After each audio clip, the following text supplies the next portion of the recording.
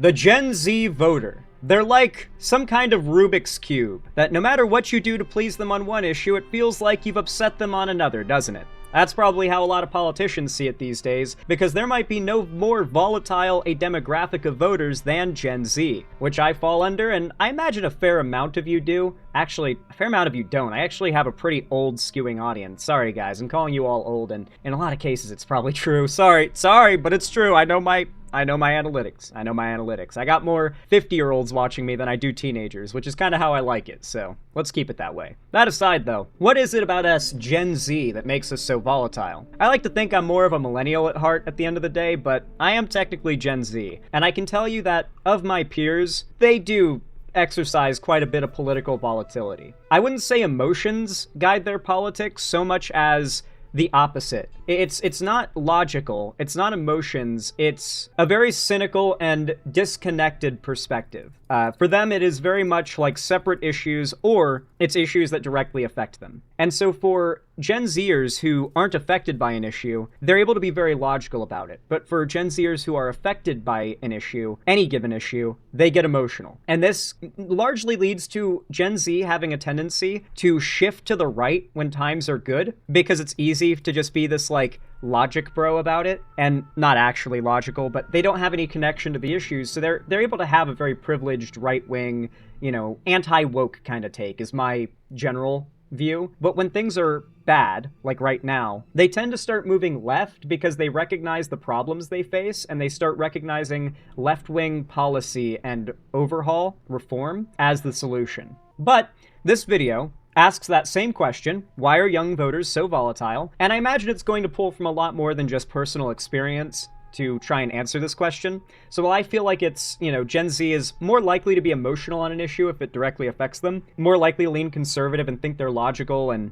unemotional and just logic on an issue if they're not affected by it, that's my explanation. I'm sure there's a lot more that goes into it, and I've not watched this video yet, but it's been recommended to me, and I figured we'd take a look at it, and maybe it'll tell us exactly what we need to know. Let's find out, folks. Without any further ado, we're going to get right into it. Leave a like and a comment and a hype if you end up enjoying this video. It really does help a lot, and subscribe if you want to see more. Let's go. The behaviour of young voters attracts a lot of attention and discussion, with debates over how to increase turnout and engagement, where they lean politically and why, and so on. In fact, we've made plenty of videos about the voting habits and political opinions of younger people, including the younger generation's gender divide, their support for Palestine, attitudes towards the military, and why the youth vote swung towards Trump last year and has seemingly swung back against him, to name but a few.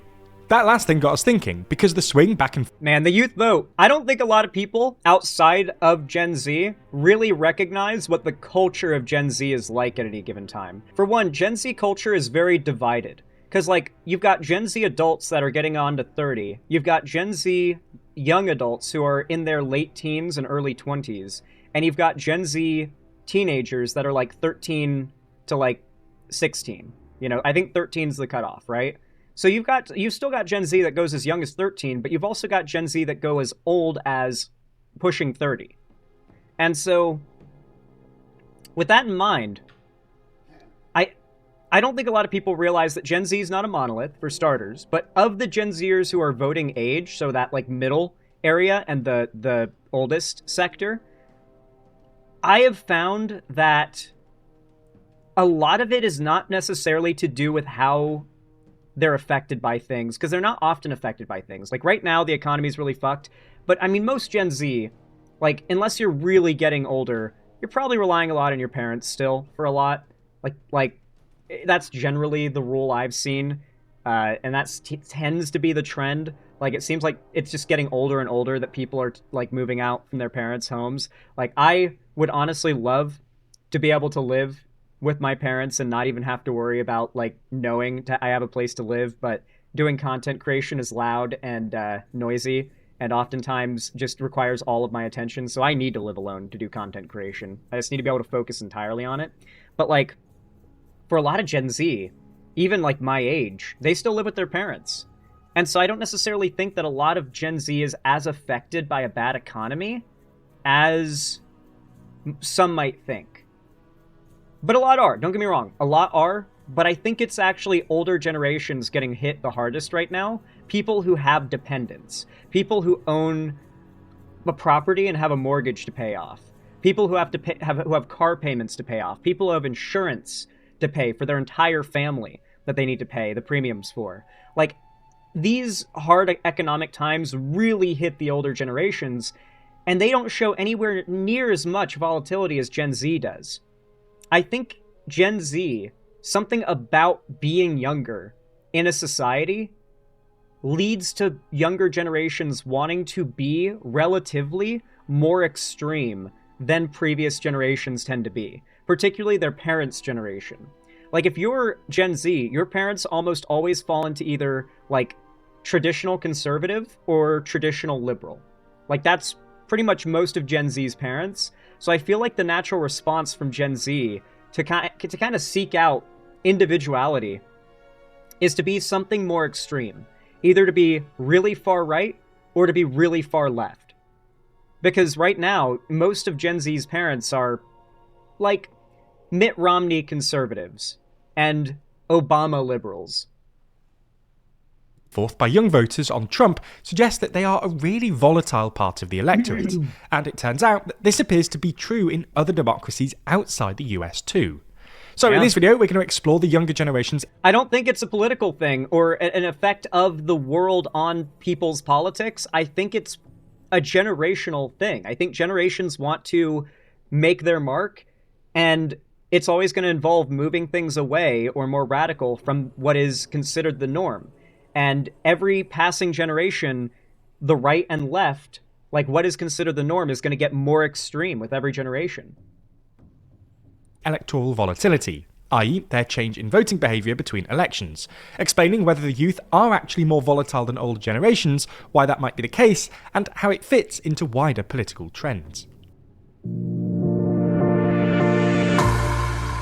I thought we were going to get a beat drop there. If you love staying informed and want some of the best reporting on YouTube, then subscribe and ring the bell for more. We're going to start this video by taking a look at a few different countries where young voters have proven particularly volatile at recent elections. The United States is perhaps the most obvious one. Yeah. Young people have been a key part of the Democratic Party's voter base for a while now. I'm going to guess the UK is going to be another, and Germany maybe is going to be another one, because I know I think it's AfD party is the big far-right party in Germany, and it's now been ousted, if I'm not mistaken, but I believe Gen Z backed the AfD party to an alarming extent in Germany. However, in 2024, Kamala Harris's advantage among voters born in the 1990s and 2000s was far smaller than both Biden's and Clinton's in 2020 and 2016. Okay, I think it'd be more comparable. To be fair, you got to compare Kamala Harris to Hillary Clinton, not to Joe Biden. For one, Joe Biden won, and Hillary Clinton and Kamala both lost. But on top of that, Biden won with the biggest, like, electoral victory, or not electoral victory, popular vote victory of any president ever. Like, yeah, Biden's win margin wasn't too extreme. It was pretty big, but not, like, earth-shattering. There's been bigger win margins in the past when it comes to the Electoral College. What he really did that was so insane is he got the most votes of any candidate ever to run for president by a lot. Like, when Kamala and Trump ran against each other, neither of them pulled anywhere near as many votes as Biden did when he won. That's why turnout is so important. When a lot of people vote, this was the highest turnout election, I think, ever. When a lot of people vote, the Democrats sweep. The Democrats sweep, and it's a big victory, too. Like, record-setting. And it demonstrates where America actually stands when everyone comes out to vote. Or at least almost everyone. Older generation support for Trump did not change dramatically in 2024, but 80s babies swung towards him by 16 points, and 90s and 2000s babies by 13 points. However, a year on from that election, the gains Trump made with younger Americans appears to have evaporated. Trump's approval ratings have fallen fastest among 18 to 29-year-olds, according to YouGov, and at last week's off-year US elections, young voters appeared to snap back to the Democrats. I think that 25 to 29 probably make up a lot of that shift, if I'm being honest. I genuinely think around the average age when a Gen Zer is likely to move away from their parents and have their own place and job and, like, responsibilities. Because, like, dude, the way you engage with politics changes on a fundamental level when you are paying bills, when you are like having to make payments on any number of things like insurance, right? Like when these are your responsibilities and if you can't afford them, you don't get them anymore. I honestly think it should be 26 and older. You leave your parents' insurance when you're 26 years old, and from then on out, like you got to pay for your own health insurance. You got to pay for pretty much everything for yourself unless you're benefiting from nepotism. So I think that's probably the age range that's really feeling the shift away from Trump and probably weighing the statistics. I would be surprised if like 24 to 19-year-olds have shifted that hard though. Because I don't, like, would they really be feeling the impact of the economy that bad right now? Because they're dependents. Like, that demographic is typically going to be dependents, but maybe they are. Democrats. In Virginia, for instance, 18 to 29-year-olds saw a 22-point shift towards the Democrats, larger than any other age group. We can see evidence of electoral volatility among younger people in other countries too. In Germany, for instance, the top two parties among young voters in 2021 were completely different to the top two in 2025. Yeah. AfD is the fascist party, by the way. The most popular parties for 18 to 24-year-olds in 2021 were the Greens and the Free Democratic Party, or FDP. But in 2025, 18 to 24-year-olds swung heavily towards the Left Party and Alternative for Germany, or AfD. Yep. Similarly, 25 to 34-year-olds went from largely backing the Greens and Social Democrats in 2021 to the AfD and Christian Democrats in 2025. Of course, there was a nationwide political shift. However, none of the Christian Democrats in Europe sounds like a Nazi party. I'm assuming I'm just gonna assume I'm right about that. There is no way Christian Democrats in Europe is not a blatantly Christo-fascist party. No, I'm wrong. It's center-right. Okay. I'm surprised by that. I guess like a lot of countries in Europe, Democrat means Nazi. In Sweden, I believe the party's called Swedish Democrats. The way I heard about that party the first time, of all things, was like I was a kid and I remember PewDiePie ranting about the Swedish Democrats winning a recent election, and they're like a super racist anti-immigration party that blames crime on immigrants, even though the majority of crime in the country is committed by native-born Swedes. And the Swedes and the immigrants who do commit the crime are white European immigrants. He was cooking there. A lot of people don't know that when PewDiePie was cooking about politics back in the day. But yeah, my understanding is in America the party names are a little bit misleading for Europeans, I guess. Hard to tell from the name, like Liberal Party is either right or left depending on the country. Yeah, it's so weird. It's always a coin toss, it seems. Democrats in the UK are very moderate liberal nobodies. Okay, so kind of similar to the US in that same way. Older age groups completely replaced their top two parties, like the two youngest groups did. In the UK, a cursory glance at how each age group is estimated to have voted in 2019 and 2024 suggests that more than any other generation, it was under 30s who drove the fragmentation of the party system by swinging towards smaller parties. If those country-specific examples aren't enough for you, academic research also backs up this youth electoral volatility idea. One study, for example, analysed 30 years of data covering 15 European countries and found that younger generations, especially those socialised in the 2000s to the mid-2010s, are more likely to consider voting for more parties than older generations, which... This is why the internet has had such a massive impact on politics. Young people get their news from the internet, and young people are the most not set in their political views. The older people are not very likely to switch up their party affiliation as they get older, no matter what information you present to them. They're so set in their ways. Gen Z is not set in their ways necessarily. They can be swayed, but they can also be swayed back from where they've been swayed to. It's a constant tug of war to keep Gen Z on your side, it seems. I wonder if Gen Z will keep being this volatile, even after the youngest of Gen Z are now pushing 30. Like, when the people who are 13 now are 30, I wonder if Gen Z will be more like how 30-year-olds and older today are. Like, a bit more stable politically. Like, they figured out where they want to be. At least implies a greater tendency towards volatility in voting. Young voters being electorally volatile is hardly a new phenomenon either.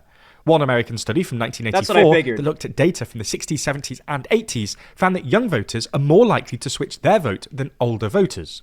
And another study published in 2022, looking at more than 200 national election surveys in 21 Western democracies between 1948 and 2019, revealed that winning parties typically gained disproportionately among young voters, indicating increased volatility on the part of the youth.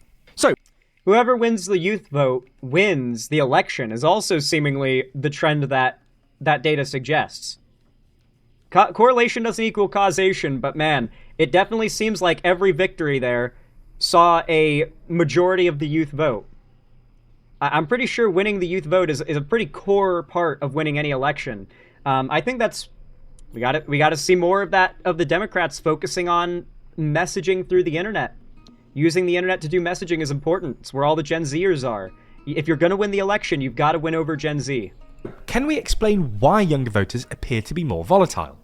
The first thing to note is that there is a strong correlation between a voter's level of partisanship. Oh my God, it's Big Beautiful Bill. I did not have sexual relations with that woman, but I did take out my Big Beautiful Bill and I put it in Trump's mouth, and he sucked on that thing like a popsicle on a hot summer's day. Let me tell you, that man's got lips with the suction of some kind of suckerfish. I tell you what. Felt like I had a Playco on my jug. How's my Bill Clinton impression? I've been working on it. I did not have sexual relations with that woman. I'm working on it, okay? I gotta get more vocal fry in there, I think. I did not have sexual relations with that woman. I'll get it there, okay? I'll get it there. I.e. the strength of someone's support for a particular party, and the likelihood of them switching parties at the next election. The less partisan they are, the more likely they are to be a vote switcher. This is relevant because younger voters are generally less partisan. In the US, for instance, according to Pew Research Center, younger voters are considerably more likely to opt out of identifying directly with a party. While in France, an Institute Montaigne study from 2022 no party loyalty found that younger people are far more likely to be politically disaffiliated than their parents' or grandparents' generations. Academic research looking at a range of democracies and elections has also provided evidence that older voters have more stable preferences and that young voters are more prone to decide late in the campaign, which also would contribute. Just make up a voice. Your chat is too young to know what Bill Clinton sounds like. Dude, no, there's no shot. I feel like even a 10-year-old would know Bill Clinton saying, I did not have sexual relations with that woman. It's too much of a meme. I feel like everyone knows that. To volatility. Some of this can probably be explained fairly simply. Given that younger people are relatively new to the electorate, it makes sense that they haven't developed lifelong loyalties to specific parties.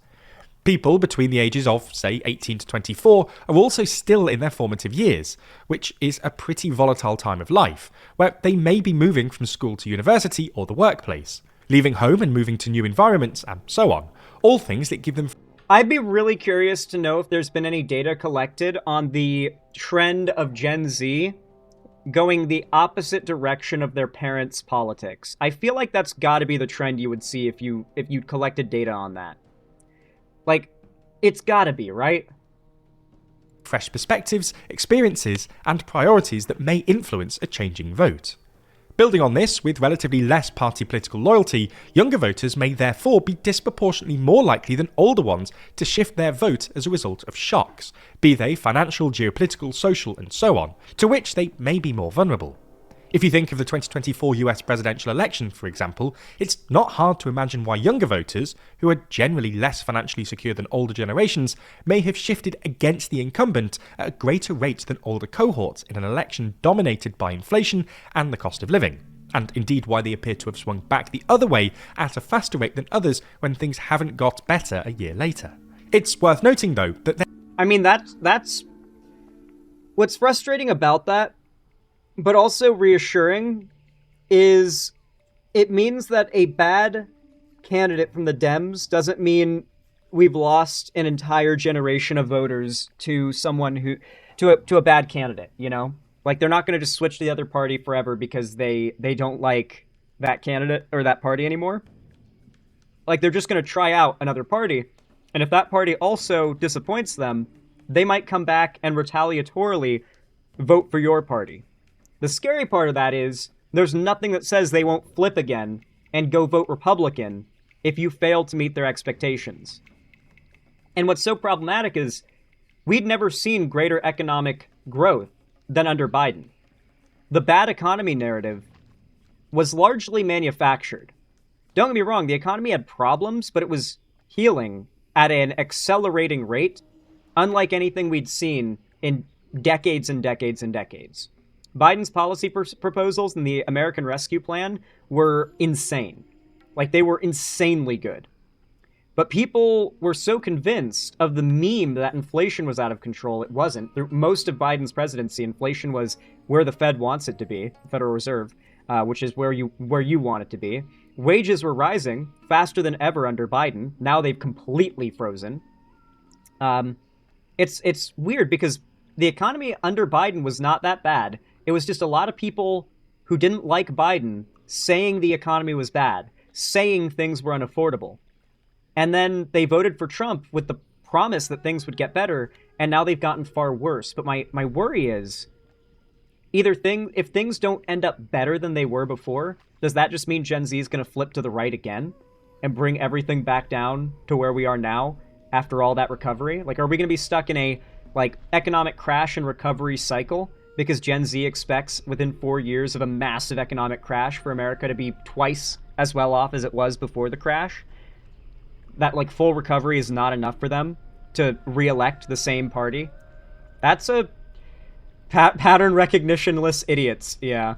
There is evidence suggesting that electorates are becoming more volatile as a whole, not just within the younger ranks, even if their volatility may be the most dramatic.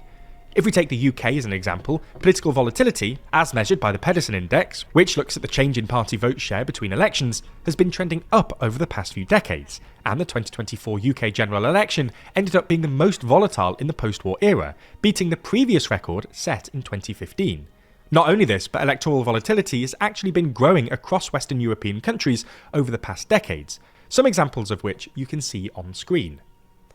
An increasingly volatile electoral atmosphere makes for interesting times, and poses both opportunities and challenges to political parties.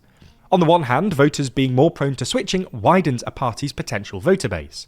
But, on the other hand, rising volatility means fewer and fewer voters can be taken for granted, and party loyalty is a toxic thing to an extent. A certain amount of party loyalty I feel is healthy, because at the end of the day, you don't really want the worst party with the worst intentions, generally the most conservative one, to take power. But at the same time, if they do take power, you want a society that's ready to flip on them. Not one that stays loyal and just, hunkers down and re-elects a terrible administration like this one. You know what I mean? Too much party loyalty gets toxic, for sure. But a bit of it is also important and healthy. So I'm worried about where this could lead. I hope Gen Z gets more stable as they get older, and I hope they stabilize as leaning more left than right, that's what I've predicted for a while. Yeah, it's a double-edged sword for sure, Lucky Otter. Heightens the risk of being unceremoniously dumped at the next election. By now, you've probably read lots about young people's political opinions online, but depending on where you read about it, you might have heard a completely different side to the story. So how are you supposed to know what's real and what's being fabricated by one side or the other? Well, this week we're lucky enough to be sponsored by Ground News. I don't hate Ground News, I see it too much, and anything that sponsors YouTubers I don't trust, unless I have used the product and know it's good. And when it costs money to use, well, I'm never going to end up using it, because I don't trust that it's good, so I'm not going to spend money on it. The only sponsorship I've ever taken was from a company called The Coldest Water, because they offered me a free sample before I make my decision on whether or not to take the sponsorship, and I was like, wait. You will send me a free thermos bottle, and I try it, and then I decide if I want to take your sponsorship for free. Yeah, fully paid for. I was like, okay. And they sent it, and I was like, all right, let's try this out. I filled it up with ice, and then I filled it up with water with the ice, and I had maybe a handful of ice in there. And I drank half the water in there, and then I left it on my desk, and I went to bed, and I slept for 10 hours. I woke up, and I went and I made a coffee, and I drank the coffee, and I played some video games for a bit, and then I realized I had the coldest water bottle still there next to me. I was like, I reached over and I grabbed it, and it felt a little cool. I was like, okay, yeah. And I took a sip out of it because it was the closest water. And I got shocked because I had like my teeth like in the way of the water, and I didn't expect it to be ice cold water. So it went over my teeth, and I was like, my teeth were sensitive to the cold. So I was like, whoa, that gave me a little bit of a shock. Whoa. And I was very surprised to end up having like ice cold water in there after like 12 hours maybe at that point, maybe a little bit more. Not like the ice had barely melted. Like it had genuinely barely melted, bro. And when I saw how good that water bottle was at keeping things cold, I was like, well, shit. Okay, they gave me a free one. It works really well. I'm impressed and surprised. I'll take this sponsor. And so I did. I think I took their sponsor for like 2 months, but literally every other product I've seen has been terrible in like out of YouTube sponsors. Like Fume is probably going to be the next big scandal. As it turns out, at nowhere in their advertising, especially when they have YouTubers advertise it, do they tell you this? If you inhale it like a vape, like this. If you do that, you will hurt your lungs and your throat. Because you'll be inhaling essential oil fumes directly into your lungs. They never tell you this. The only place Fume has ever stated this is in a reply on a Reddit post a single time ever. But the way you're supposed to use Fume, that product that's always sponsoring YouTubers, you're not supposed to inhale it. You're supposed to... and like, basically just kind of suck on it a little bit, like a little tiny puffs into your mouth only, and let it like kind of waft up into your nose. So you kind of get the effect, and I think that's fine. I think that's fine for that to be what it is, but the fact that you can't inhale it without hurting yourself, and it does hurt your chest and throat when you do, and nowhere do they tell you you're not supposed to inhale, that's insane. Like, that is going to be the next big scandal for content creators, because so many big creators are sponsored by Fume, and none of them have ever said you're not supposed to inhale that shit like a vape. Yeah, no one would hit a Fume and not try to inhale directly into their lungs. That's how you hit a vape. That's how you hit anything. You go straight from the mouth to the lungs. That's what you do. That's what you do. So yeah, I really do think that, you know, it's a bit of a stun lock, sorry, but Ground News, I don't know if I trust it, mostly because every other sponsor for YouTubers tends to be a scam, but maybe it's a rare W. Maybe it's like the coldest water, and they're actually pretty good. I might try Ground News one day. Who knows? Maybe someone will send me like a code for a free month of Ground News. That would be cool. Anyway, folks. With that said, if you enjoyed, leave a like, leave a comment, leave a hype, and subscribe if you want to see more. And thank you for watching. I appreciate it a ton.